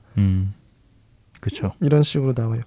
그리고 생명의 에너지 저장소를 베르구송은 신이라고 불렀다. 신은 모든 생명의 원천이다. 신은 창조적이고 자유롭고 끝없이 새로운 표현을 할 수 있다. 영원불변한. 신의 창조는 아주 종결되는 법이 없다. 끊임없이 계속하고 그다음에 과거의 창조 과정이나 생명과 물질의 현재 상태에 속박하지 않는다. 이게 신이다. 이렇게 나옵니다. 그래서 그 중간 예시 중에 하나가 아까 이야기했던 그 증기에 관련된 증기 예시가 있는데 나오는구나. 이거 한번 설명해 주세요. 그 생명과 물질의 예시를 생명을 증기로 보고 물질을 입자라고 보는데 그냥 설명해 볼게요. 예. 우주의 생명이라는 것 전체는 고기압의 증기가 가득한 용기다. 그러니까 뭐 그릇이라고 생각하세요. 이 무슨 우리가 뚝배기던가 이곳에 아주 생명이라는 전체 고기압의 증기가 가득 차 있어요. 고기압이라는 거는 기압이 아주 높고 밀도가 아주 빽빽합니다. 그래서 하강기류를 원래 갖고 있어요. 그 밥솥 밥솥을 가지고 증기가 팍 올라져. 근데 이제 그때 이제 터져 나오는 건 사실 뜨거운 공기 때문인데 뭐 우주적인 관점에서 봤을 때는 이 증기는 쉴 새 없이 분출물을 밖으로 방출한다. 이렇게 이제 위로 나갑니다. 그럼 이제 상승기류를 타고 나가겠죠. 그럼 이 증기들은 원래 기체였는데 이게 이 항아리에서 빠져나오는 순간 분출물은 방출되고 조그마한 입자들로 분리되어서 응축한다. 여기서 얼어버린다고 표현하면 될 것 같아요. 좀 생각하면. 그리고 얘네가 물체화하여서 바닥으로 떨어진다. 이 새로운 분출물들은 입자들을 잠시 붙잡고 새로운 생명을 불어넣을 수 있는 것이다. 그래서 정리하자면 증기는 생명력의 저장소, 분출물은 진화 형태의 구분, 입자들은 물질적 세계다. 자, 이게 뭔 말이냐면 이제 다시 설명을 해볼게요. 두 가지 표현으로 할 수 있을 것 같은데 다시 한번 표현하면 큰 그냥 항아리가 있다고 생각할게요. 근데 이 항아리에 굉장히 막 자꾸 맴도는 증기가 있어요. 네. 근데 이 증기가 밖으로 나오면 밖은 항아리 안과 밖은 온도가 다를 거 아닙니까? 그래서 이 증기가 나오는 순간 갑자기 여기서 이제 형태가 변하기 시작해요. 이 형태를 변하게 만드는 게 진화 형태의 구분이라고 이 사람은 표현을 해요. 진화 형태의 구분이 바뀌고 나서 얘가 밖으로 나갈 때 각자의 모양으로 떨어집니다. 예. 이것을 입자라고 보았고 물질적 세계라고 표현을 했어요. 근데 이걸 또 하나 설명을 들자면 되게 재밌는 예시인데 이 증기는 우주 그거 아시죠? 질량 보존의 법칙, 에너지 보존의 법칙. 그렇죠. 되게 웃긴 이론이에요. 이 우주는 계속 팽창한다 하잖아요. 예. 근데 생각해 보면 열이라는 거는 밀도에 따라 되게 중요하거든요. 내가 이 보더블럭이 네모난 정사각형이 9개 있을 때랑 90개 있을 때랑 열이 받는 입사량이 달라요. 당연히 9개 받았을 때가 더 뜨거울 거예요. 근데 에너지 보존 법칙은 이걸 완전히 무시하는 법칙이에요. 900개, 9000개가 되어도 에너지가 같다는 겁니다. 그건 말이 안 되지. 근데 우주는 그런 거죠. 말이 안 되는데 우주는 에너지가 다 같아요. 자꾸 그게 무수히 팽창해도. 와. 그래서 이게 저는 그 예시로 들렸어요. 아마 과학 좋아하시는 분들은 이해가 더 될 텐데 이 증기라는 생명력의 저장소는 에너지예요. 우주의 에너지는 이미 정해져 있는 그 무수한 에너지. 근데 증기가 계속 분출된다 그러니까 계속 분출됐잖아요. 근데 분출물은 진화 형태로 자꾸 막 구분이 된다 했잖아요. 네. 이때 우리가 설명할 수 없는 수많은 그 여러 가지의 형태들로 막 바뀌다가 얘네가 기체 구름에 의해서 모일 거예요. 네. 그러면은 별의 모양으로 만들어질 거고 세계가 이루어질 겁니다. 그러니까 천문학적으로 보면 또 이렇게도 해석이 가능하더라고요. 증기는 생명력의 저장소니까 우주 전체 에너지로 보고 분출물은 이 에너지가 엔트로피처럼 자꾸 밖으로 뻗어나가는 팽창이고 근데 이 과정 속에서 이 팽창하는 속에서 어딘가의 중력에 의해서 블랙홀이 생기든 아니면 그때 별이 생길 거 아닙니까? 별은 계속 탄생하거든요. 이 별이 탄생된 게 물질이잖아요. 이거는 세계다. 아무튼 이 정도로. 이거 뭔가 이해가 될 것 같아요. 네, 그럴 겁니다. 아마 충분히 되게 복잡한 이론인데 저는 이거를 좋아하다 보니까 와 이거 대단하다. 이건 진짜 대단한 이론이다. 엔트로피를 설명해낼 수 있구나 여기서. 네, 그러니까 이거는 그냥 단순히 그 베르그송 그 전략이 잘 먹힌 것 같아요. 그냥 단순히 물리학적으로 띡띡띡 이렇게 하는 게 아니고 애시당초 설명할 수 없는 개념으로 형이상학적으로 딱 접근해 버리니까. 야, 근데 베르그송이 엔트로피를 이때 당시 알았을 리가 없잖아요. 그럴 것 같아요. 그 이후에 나왔을 텐데 엔트로피라는 개념은 과학자들이. 그렇죠. 그럼 이건 자기의 직관으로 진짜 상상해서 이 이론을 만들었을 텐데 이걸 현대에 맞춰버렸네요. 근데 사실 이것을 보면 한 가지만 더 표현하면 왜 동양 사상이 대단할까? 사실 노자의 도로 표현하면 제일 쉬워요. 이게 노자의 도는 끊임없이 자꾸 변하고 도에서 시작됐잖아요. 네, 도가 그런 거죠. 네, 그 도가 만물을 이루어서 만들어진 게 뭐 자연이요, 나요 이런 거고. 맞아. 도는 무수히 많은 그 증기이자 이 도가 뻗어 나가면서 변하는 형태로 어떻게 바꿀 건가를 정하고 그 바꿔진 하나하나의 입자가 우리다. 이렇게 또 생각하면 되고. 베르그송이 노자를 읽었네. 그러니까 대단한 그 같이 연동되는 개념인 것 같아요. 노자 읽었을지도 몰라요. 왜냐면 서양이 이때 당시에는 그렇죠. 웬만한 사람은 읽었을 거예요. 아마. 맞습니다. 대단한 인물들이니까요.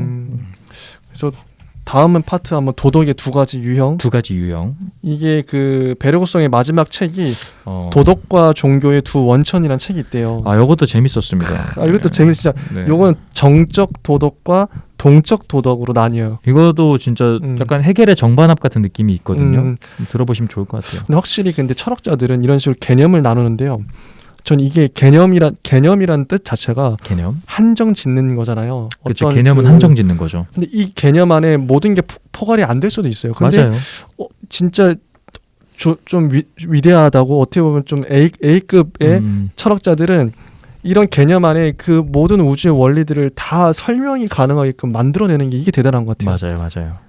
정적 도덕과 동적 도덕을 들으면 진짜 우주가 이렇게 도덕 자체가 이렇게 분류할 수 있겠구나. 그래서 한번 해볼게요. 정적 도덕이란 책무의 도덕이다. 책무라는 거 뭐 의무, 그렇죠. 책임의 의무. 책임의 도덕이다. 이거는 이 도덕은 닫힌 사회, 닫혀 있는 사회에서 일어나고 과거의 창조성에 기성 가치들을 보존하는 것이다. 예전에 그 규칙들을 보존한다는 거죠.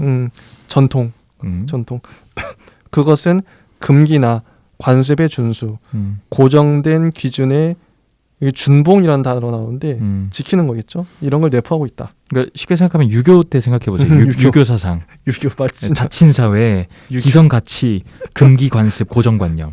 맞아, 그런 거 딱. 네. 이데올로기. 물론 그것은 한 다친 사회와 다른 다친 사회에서 서로 같지 않다. 다친 사회마다 다 다르겠죠, 당연히. 그렇죠. 조선과 뭐 유럽이 달랐죠. 그래서 정적 도덕이 일어나는 곳에서는 어디서나 집단의 안정성을 유지하기 위해서 개인들에게 가하는 여러 가지 제한과 구속에 골몰하고 있다. 통제를 할 수 있죠. 유교 사상으로. 정적 도덕이 없다면 사회는 여러 가지 충동이 뒤죽박죽 얽힌 혼란 속에서 해체되고 말 것이다. 정적 도덕 자체가 그러니까 나쁘다, 뭐 이게 좋다 이렇게 보는 게 아니라 그렇죠. 이 자체 이런 속성이 있는데 이것도 필요한 거예요. 정적 도덕이 없으면 사회는 막 충동밖에 없을 테니까. 맞아요. 혼란과. 맞아요. 이것도 필요한 거예요, 어쨌든. 그래서 공인된 책무들의 전체는 의무의 힘을 갖고 있고 이 의무의 힘이 없으면 사회의 붕괴가 곧 뒤따를 수밖에 없다. 정적 도덕의 이런 역할인 거죠. 두 번째는 동적 도덕. 이거 한번 윤님이 설명해 주시죠. 동적 도덕은 동경의 도덕이다 이런 말합니다. 동경이 뭘까요? 우리가 동경하는 그러니까 뭔가 이상적으로 생각하는. 이상향. 네. 그래서 일반적인 생애 가치들을 초월한 이상을 얻는 것. 그러니까 우리가 일반적인 생애 가치는 뭐 먹고 자고 안전하게 보호받고 이 정도인데 이것을 초월한 이상적인 것이다. 그래서 기성사회의 질서와는 상관이 없다. 그러니까 유교 사상과 상관없다. 이렇게 생각하세요. 이거는 개혁자의 혁명적인 도덕이다. 목적이 뚜렷한 것도 아니다. 관습과는 몇 가지 면에서 양립할 수가 없다. 즉 보수적 사회와 충돌한다. 쉽게 생각하면 유교 사회에 갑자기 민주주의가 들어옵니다. 이러면 진짜 완전 양립하게 되거든요. 맞아, 충돌하죠 서로. 근데 민주주의가 엄청 목적이 완벽하게 뚜렷하진 않아요, 사실. 어떤 건지 이해되시죠? 그리고 이 민주주의는 굉장히 개혁적인 혁명의 도덕이에요. 따지면 그 유교에 비해서. 맞아. 그래서 이것은 돌발적으로 강력한 힘을 갖고 있고 불규칙한 간격을 두면서 탄생함으로써 역사에서 볼 수가 있다라고 합니다. 즉 이 동경의 도덕은 좀 이따 좀 나오겠지만 계속 생기는 거예요. 유교도 사실 그 전에 뭐 고려 시대 때는 뭐 불교로 국가의 그 교를 택했고 그러다 유교가 나온 거잖아요. 그때 당시에는 유교 자체가 그러면 동적 도덕. 그렇죠. 동경의 도덕이었을 거고. 그러네. 고정된 건 없네요. 맞습니다. 네. 근데 이게 지금도 민주주의가 새로워 보이지만 이게 뭐 시간이 흐르면 네, 이게 정적 도덕으로 바뀌면서 이걸 또 대체할 뭔가 동적 도덕이 또 들어오겠죠. 정확합니다. 사실 이게 해겔의 정반합 개념. 정반합이네. 정반합이죠. 그래서 이게 그 나머지 거 제가 한번 설명해 보면 이 정적과 동적은 상호 관계적으로 존재할 수밖에 없다는 거예요. 당연한 겁니다. 어느 한쪽이 있어야 반대쪽이 존재하는 겁니다. 유교 사상이 있어야 그 다음에 민주주의가 더 대립이 잘 되는 것처럼 이 개념인 거죠. 그래서 정적 도덕은 사회의 구조로부터 형성이 된다. 네. 그래서 첫 번째가 이 정적 도덕은 쾌락을 만든다라고 합니다. 이 쾌락이라는 거는 언제나 안정적이고 평탄한 조건에서 생기는 게 쾌락이다. 이렇게 베르그송은 이렇게 주장을 해요. 두 번째는 지성의 이하의 영역이다. 지성 이하 영역. 개인적 습관과 사회에 순응하기 때문에 이거는 내 지성을 쓰는 게 아니고 그냥 사실 동물처럼 속해 있는 거예요. 동물적 본성 우리가 다 있으니까. 근데 동적 도덕은 인류 역사의 구조 속에서 사회 구조를 창조하는 생명의 에너지로부터 형성된다. 그러니까 즉 사회 구조를 새로 창조한다는 거죠. 네. 그래서 첫 번째는 환희를 만든다. 환희. 네. 이 환희란 뭐냐? 창조에서 느끼는 만족감이에요. 쉽게 생각하면 딱 이겁니다. 유교 사회를 갖고 있다가 민주주의를 이룩했을 때 얼마나 창조성을 느끼겠어요. 맞아. 야, 우리가 새로운 세상을 만들었다. 이런 거죠. 맞아. 두 번째는 지성이라는 겁니다. 동적 도덕은 지성이에요. 왜냐하면 인간의 힘의 이상을 바라기 때문입니다. 당연한 거예요. 사실 저도 이거 보면서 느꼈던 거지만 민주주의는 굉장히 약간 비합리적인 주의예요. 동물적으로 봤을 때. 어느 세상에 어느 진짜 세상에 동물이 평등하게 사는 동물이 있을까 싶어요. 왕이 있고 항상 그렇죠. 우두머리. 사실 약육강식이 정상이거든요. 네, 우두머리. 원래 그저 야생은 굉장히 비합리적이고 불편한 제도예요. 이건 인간의 이상의 힘입니다. 지성의 힘이죠. 진짜. 그래서 더 아름답기도 한 거죠. 맞네. 그러니까 이것은 지성이자 창조성이자 만족감이고 사회 구조를 창조하는 생명의 에너지다. 와. 그래서 이 두 가지는 막 대립하는 것만이 아니다. 여기서 정반합이 나오죠. 전자의 초기 단계는 후자의 현재 단계였던 것이다. 재밌죠, 이거는 정말. 네, 초기 단계 맞아요. 그래서 후자가 반드시 그렇다고 신뢰하거나 훌륭한 것이 아니다. 그러니까 즉 유교 사상이 민주주의보다 나은 면도 분명히 있을 겁니다. 근데 진화에는 사멸한 목적, 실패가 많이 있었다. 그러므로 후자가 항상 좋다고만 볼 수는 없다. 그런데 진화가 계속되는 한 두 도덕은 사람들의 성실성을 발전시키는 데 경쟁할 것이다. 생명은 물질을 생산하고 동경적 도덕은 성공적일 때, 동경적 도덕이 성공적으로 작동할 때, 아까처럼 실패하지 않을 때 숭고한 새로운 의무와 관습을 만든다. 자, 이건 뭔 말로 전 이해를 했냐면 옛날에는 사실 복지라는 제도도 없었어요. 없죠. 지금의 진보적 가치, 보수적 가치 이 개념에서 지금은 진보는 보편 복지를 추구하고요. 네, 그렇죠. 그리고 그 보수는 선별 복지를 추구하거든요. 네. 근데 예전에는 복지 자체가 없었어요. 예전에는 진보가 복지를 하자 했을 때 보수적인 입장에서는 복지가 왜 필요하냐. 자유시장 경제 아니냐. 맞아. 이랬거든요. 그랬던 것 같아요. 근데 뭐 이거는 뭐 제 견해일 수도 있겠지만 이 동경적 도덕이 성공적으로 먹힐 때 복지가 먹혔죠. 그럼 이거는 사람들한테 새로운 의무와 관습을 만들어요. 이제는 많은 사람들이 대부분 복지는 긍정적으로 볼 것 같아요. 아무리 내가 그쵸. 돈을 많이 내서 손해를 봐도 이제 복지는 있긴 있어야 돼. 시대 정신이 됐어요. 그렇죠. 네가 어떻게 쓸 거냐를 논할지 야 복지 자체가 없어야 돼라고 하는 사람은 적어졌잖아요. 이게 동경적 도덕. 이게 동적 도덕이 좀 성공적으로 이뤘을 때 일어나는 현상이다. 맞습니다. 근데 대단한 것 같아요. 이런 관점까지 바라보고. 맞아요. 저는 또 쾌락과 환희를 비교한 거. 우리가 너무 쾌락만 추구하면 안 되고 환희. 보통 근데 쾌락이 이거는 진짜 적절한 예시가 식욕이나 성욕 이런 거 대합하면 쾌락이잖아요. 굉장히 안정적이고. 인간 기능이 안이하고 평탄한 수행이 수반하는데 식욕과 성욕, 뭐 수면욕 이런 거거든요. 되게 기본적인 건데. 맞아요. 저랑 돌풀님이랑 그 되게 결이 비슷한 지점 중에 하나가 여기서 환희가 창조성이라고 했잖아요. 창조에서 느끼는 만족감. 저희가 그 쇼펜하우어랑 니체를 되게 좋아했던 것 너무 좋아요. 의지. 굉장히 예술성 있는 사람들을 좋아하는 것 같아요. 뭔가 창조력. 우리 지금 유튜브 하는 것도 창조성의 발현이에요. 맞아요. 이거 지금 우리의 생명 에너지를 막 발산하고 있는 거예요 지금. 맞아요. 그리고 종교의 두 가지 유형. 네, 이것은 돌풀님께서 좀 설명을 해주시면 좋을 것 같습니다. 이게 이제 마지막 파트인데, 종교의 역사를 베르그송은 과오와 우매의 한 장구한 기록이라고 봤어요. 종교 자체를 그렇게 좋게 받지는 않은 것 같아요. 어리석음의 과정이다. 어리석다. 근데 이렇게 강경하게 말했지만 종교와 결함이 있지만 종교가 아니고서는 안 되는 그 독특한 임무가 있다. 종교가. 진짜 공감합니다. 이거. 종교만이 해낼 수 있는 게 있다는 거예요. 인간 세계에서. 정적 종교와 동적 종교로 또 나누죠. 맞습니다. 이게 되게 설득력 있어요. 한번. 이거 너무 재밌었어요. 한번 해볼게요. 정적 종교는 지성의 여러 가지 붕괴 작용에 대항해서 사람들의 여러 가지 감정을 보호하는 역할을 한대요. 그래서 보통 이제 우리가 종교에 대해서 종교 뭐 인민의 아편이라고 그러기도 하고 종교를 막 부정적으로만 보는데 그게 아니라 종교의 긍정적인 면을 보는 건데 베르그송은 여기서 지성이 생명에 대해서 가하는 따위의 분석은 생명력의 생기를 파괴한다는 그의 생각으로 되돌아갔다.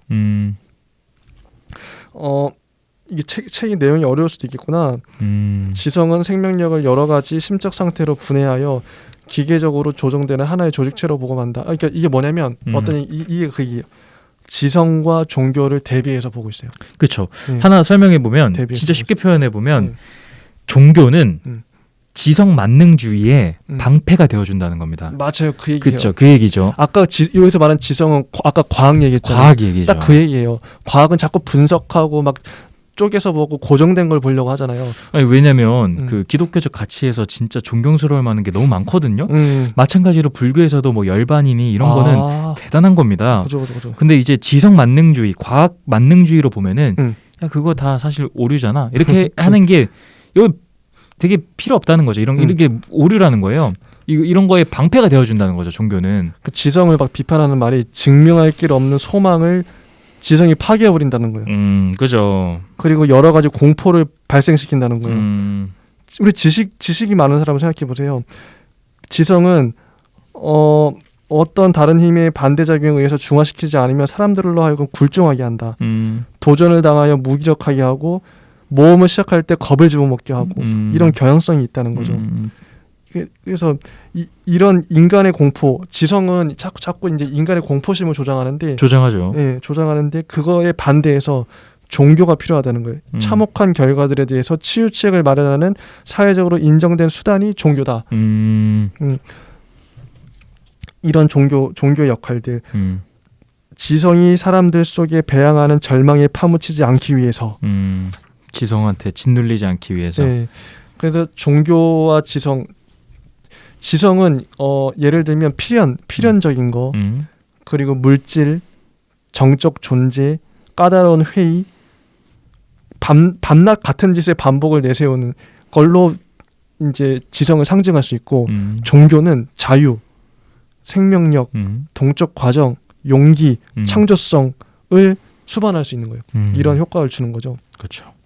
그 지성만 있어서는 사람이 안 되고 어떻게 보면 종교란 말 대신에 뭐 예술이나 뭐 다른 걸 넣어도 괜찮을 것 같아요. 맞아요. 신화 이런 거 넣어도. 이게 어떤 개념이냐면 그 과학적인 사고 방식으로 봤을 때는 우리가 다 같은 원자고 우리가 다 같은 화학적인 물질을 가지고 있다라고 하고 우린 다 죽는다라고 하면은 우리의 특별성과 우리의 뭔가 자유성, 창조성을 잃어버려요. 그렇죠. 근데 종교는 자유와 생명력을 준다 했잖아요. 맞아. 용기도 준다고요. 용기. 내가 비록 어떨지 몰라도 나 가치 있는 인간이구나를 바라본다는 거죠. 실제 교회 다니는 사람들이 저도 이제 교회 다니면서 많이 좀 치유받고 회복되고 사회에서 받았던 많은 상처들 사회에서는 너무 이제 그 직장과 교회로 한번 생각해 볼게요. 직장은 그냥 차갑잖아요. 뭔가 그렇죠. 이성적이고 머리를 자꾸 써야 되고 뭔가 일을 잘해야 되고 성과에 의해서 평가받고 그렇죠. 항상 학교도 그렇고 그런데 우리가 교회에 가면 뭔가 좀 치유받는 그렇죠. 모든 종교 시설 지금 종교들이 다 그렇잖아요. 맞아요, 뭔가 회복을 받고 내가 상처를 받았는데 그게 이제 좀 낫고 뭔가 사랑을 받고 그게 종교의 역할이 있는 것 같아요. 맞아요. 공감 갑니다. 동적 종교를 한번 설명해 주세요. 동적 종교는 인간은 그 세계의 생명력의 원천에 의존하고 그것을 공유받고 있다. 약간 이런 식으로 표현을 하는데요. 그 동적 종교는 정적 종교의 연속적인 체제를 생기게 하는 예언적 추진력이다. 이거 말이 어려울 텐데 설명하고 답 제가 풀이해드릴게요. 여기서 뭐 신비주의 같은 게 나옵니다. 예. 신비한 종교인들은 모든 생명의 창조적 원천에 대해 강조한다. 막연하지만 이게 생생한 현실이라고 볼 수 있다라고 하고요. 이 동적 종교인들은 많은 것을 모험하는 강한 심령의 소유자다. 신비적으로 감각하는 생명의 충동을 사랑한다. 행동으로부터 물러서는 곳에서 올바른 신비주의는 나오지 않는다. 신비주의는 생의 해탈에서 나오는 것은 아니다. 자, 이제 이거 뭐 어떤 말로 표현하고 싶냐면 동적 종교는 그 인간이라는 거는 세계의 생명력의 원천에 의존하고 있다. 공유받고 있다 이랬잖아요. 그렇죠. 그러니까 즉 그 같은 개념인데 그 노자의 전 도가 딱 생각났어요. 동적 종교는 딱 도라고 생각이 들어요. 아까부터 도 계속 나왔죠. 아까도. 그 세계의 생명력의 원천은 도다 이렇게 먼저 산정을 해주세요. 이 도는 정적 종교의 그 과정들, 역사를 생기게 하는 예언력이 될 수도 있어요. 도로 노자의 입장으로 봤을 땐 이 도가 만물을 이롭게 하여서 이런 것들이 생기고 이런 것들이 생기고 이런 것들이 생기는 그런 예언력이 될 수가 있다는 거죠. 그리고 신비한 종교인, 노자 생각하세요. 노자 같은 사람들은 모든 생명력의 창조적 원천에 대해 강조를 해요. 막 하나하나 이 나뭇잎은 고귀하고 이렇게 안 하고 다 도다. 도는 만물을 이롭게 한다 하면서 도로 모든 걸 다 이렇게 표현했잖아요. 예. 근데 막연하지만 이게 생생한 현실이라고요. 맞아요. 노자 입장에서는. 예. 그래서 신비적으로 감각하는 생명의 충동을 사랑한다. 이것도 맞는 말이에요. 내가 팍 느낌 오는 거 있잖아요. 세상은 물처럼 흐르구나. 물이 가장 이롭다. 상선약수. 이게 이 충동적 감정. 생명의 충동을 사랑한다. 맞죠. 생명의 충동. 이게 되게 중요한 것 같아요. 그래서 이 동적 종교인들은 이런 원천, 진짜 이 세상의 원천. 아까 과학자들 지성 만능주의처럼 기계적으로 따다닥 이런 게 아니고 더 거대한 생명의 원천을 사랑한다. 저는 이렇게 좀 입장을 좀 봤습니다. 그 베르그송은 균형 감각이 있는 게 플로티너스를 비판하면서 플로티너스의 신비주의는 행동을 좀 제외한 좀 관념적인 것이었나 봐요. 근데 이제 행동을 강조하잖아요. 행동이 있는 신비주의. 그리고 또 불교에 대해서도 불교 열반이 이제 베르그송이 보기에는 생으로부터 해탈은 생으로부터 벗어나는 좀 뭔가 좀 적이 있는 그런 건데 그게 아니라 생이 중요한 거잖아요. 지금 살아가는 현재가 중요한데 이런 것까지 다 포괄하는 거예요. 재밌는 사람이에요. 되게 품이 넓어요. 네. 그 신비주의는 세계의 생명력을 모방하는 가운데 높여진 창조성에서 나온다. 창조성이라는 얘기가 계속 나오죠. 창조성. 이 개념도 우리가 앞으로도 계속 좀 가지고 갈 중요한 개념인 것 같아요. 맞아요. 창조성.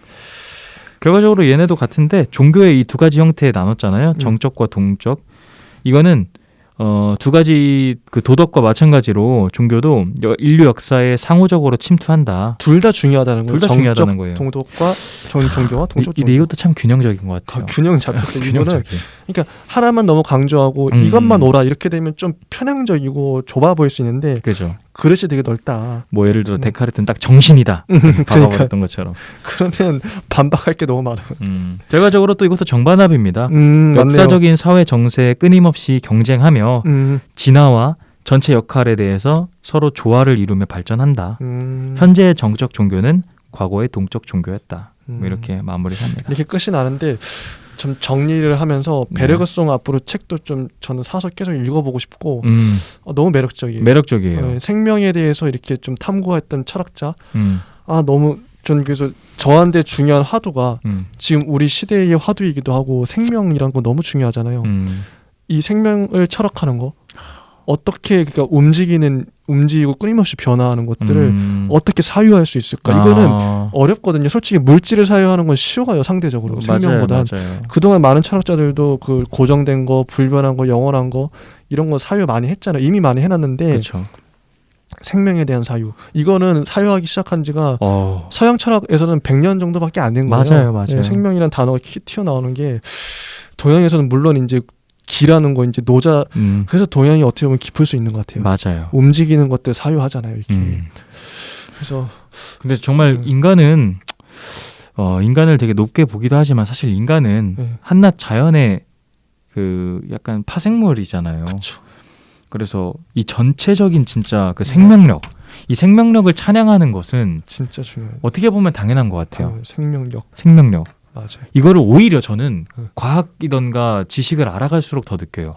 예전에는 그런 걸 잘 몰랐는데 지금은 그 무수히 신비로운 그 과학의 결과들을 보면서 이건 생명력으로밖에 표현할 게 없다 정말. 그래도 중요한 기준이 뭐냐면 저한테도 그렇고 제가 배웠던 스승도 강조했던 건데 만약에 제가 어떤 일을 할 때 저의 기준은 뭘까요?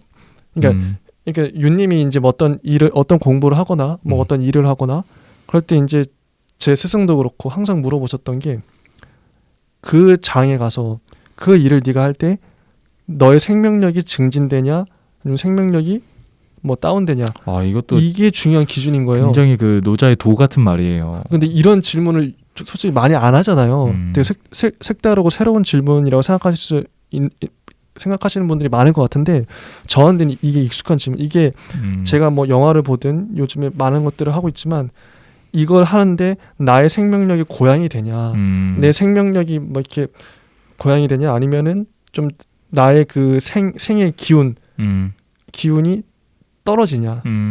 이게 중요한 기준인 거예요. 맞아요. 되게 중요한 기준. 진짜 중요한 것 같아요. 어떻게 보면 에너지라고 표현할 수도 있고 나의 뭐 기력, 뭐 기운이라고 표현할 수도 있겠는데 그러니까 인간의 언어로 담기 너무 한정적이잖아요. 그러니까 어떤 느낌이신지 알겠죠. 알 거예요. 우리 다들 그러겠지만 살아있는데 죽은 것 같은 느낌이 있어요. 그러니까. 그렇죠. 무슨 느낌인지 알죠. 근데 특히나 일에 치여서 아무리 힘들어도 살아있는 감정이 있어요. 정말 너무 힘든데도 너무 내가 즐거워. 살아있어. 나 진짜 살아있구나. 그게 살아있는 감정, 생애 감정. 그 생애 감정. 그게 진짜 중요한 것 같아요. 맞아요. 저도 그거를 느끼려고 끊임없이 그게 어떻게 보면 좋은 상태잖아요. 그렇죠. 내가 살아있으면 뭔가 끊임없이 만들어내고 내가 그래도 살아갈 의지가 있고 예. 근데 뭔가 나의 이게 단지 그냥 느낌이 좋고 감정이 좋은 게 아니라 뭔가 충만한 느낌을 느끼면서 가는 건데 저도 그런 좋은 상태를 유지하는 게 저의 삶의 목표이기도 한 것 같아요. 근데 다 마찬가지인 것 같아요. 그 부분에서. 그죠. 네. 근데 요즘 현대인들은 너무 일에 치이고 맞아요. 너무 스트레스 받고. 근데 게다가 그게 또 이 과정인 것 같은데 먼저 이런 생명력 이런 거를 느끼기 위해선 인식할 수 있어야 되는 것 같아요. 그러니까 내가 지금 노예 상태인가 주인의 삶이 되려고 하는가. 맞네. 이거 자체를 인식하지 않는 순간부터는 좀 회의적이게 되는 것 같아요. 저는 오히려 공부할수록 되게 회의적이다. 그리고 또 느끼는 바는 이건 좀 다른 이야기로 보이겠지만 이 세상은 인간은 다 평등한데 이거도 되게 생물학적 법칙처럼인지 몰라도 소수의 사람들이 끌어간다. 그래서 그 소수의 사람이 끌어가기 때문에 그 소수의 사람들이 되게 양심도 있어야 되고 책임감도 있어야 된다 생각이 들어요. 그쵸. 근데 이 말을 왜 하냐면 이 소수의 사람들은 생명력이 깨 있는 사람들이에요. 공감하지 않나요, 정말? 그 사람들은 죽은 사람들이 아니고 정말 박차게 나아가요. 그렇죠. 그래서 그게 잘못된 방향일 수도 있어요. 하지만 아무튼 사람들을 이끌어가고 좋든 나쁘든 선동합니다. 진짜 사례가 몇 가지 떠오르는데 스티브 잡스 같은 경우 정확한 사례예요. 뭔가 진짜 그 아이폰을 만들고 죽어가는데 살았잖아요. 되게 모순적이에요. 그 사람의 정말 그 암 때문에인가 죽어가는데 그 사람 마지막 장면들도 봐도 그게 과연 죽는 사람 호킹 같은 사람도 진짜 뭔가 인류의 수많은 공헌을 했죠. 네. 예, 긍정이든 부정이든 아이폰을 만들고 그 자체가 근데 기업가도 그렇고 어떤 사상가 우리가 배웠던 철학자들도 그렇고 맞아요. 그런 사례가 많이 떠오르네요. 지금. 맞아요. 인류를 움직였던 영향을 줬던. 그래서 우리는 이 생명력에 대한 좀 숭고함 이런 것 좀 느껴보면 좋을 것 같다는 생각이 듭니다. 어떻게 보면 그런 사람들이 생명력이 창조력이 어마어마했던 사람들이네요. 아인슈타인도 그렇고. 네, 정말로. 나도 그렇게 돼야 되는데 좀 이런 생각이 들고. 제가 하고 싶은 말이 딱 그겁니다. 우리가 그걸 본받아서 우리가 어떤 분야가 될지 모르겠지만 어떤 분야에서든 진짜 생명력을 발휘하면서 사는 게 목적이지 않을까? 그리고 또 그런 사람들은 또 생명력을 또 나눠주는 것 같아요. 나눠주죠. 그 주변 사람들한테 실제로 많이 좋은 나눠주고. 기운을 주잖아요. 그리고 앞으로의 인류한테는 좀 필요한 부분인 것 같습니다. 진짜 필요하죠. 특히나 이제 앞으로 인류는 코로나도 그렇지만 이 지구를 살릴 수 있는 지구 생명 이게 인류뿐만 아니라 지구 생명체 전체를 살릴 수 있는 그런 사람이 위인이지 않을까 싶어요. 맞아요. 지구를 살려야 돼 진짜. 살려야 지금 돼요. 절박해요 지금. 그래서 더 지금 현대적인 근대를 넘어서 단순히 인식하자를 넘어서 생명의 고귀함 인식 문제가 아니야. 지금은 당장 살려야 돼. 지금 다 죽게 생겼다 이렇게 지구 전체 망하게 생겼어요. 맞아요. 지금 그래서 더 이런 철학들이 와닿는 것 같습니다. 진짜 그렇습니다. 우리한테 갈피를 잡아주는 것 같아요. 네. 오늘 오랜만에 한 인물 같다 진짜 오래 한 것 같습니다. 어쩌다 보니. 네, 그래서 오늘 베르그송 일단은 한번 해봤고요. 일단 2부 시간 때 저희는 20세기의 다른 철학의 여러 가지 유형들, 유행하고 있었던 형태들 알아보도록 하겠습니다. 2부 때 찾아뵙겠습니다. 네.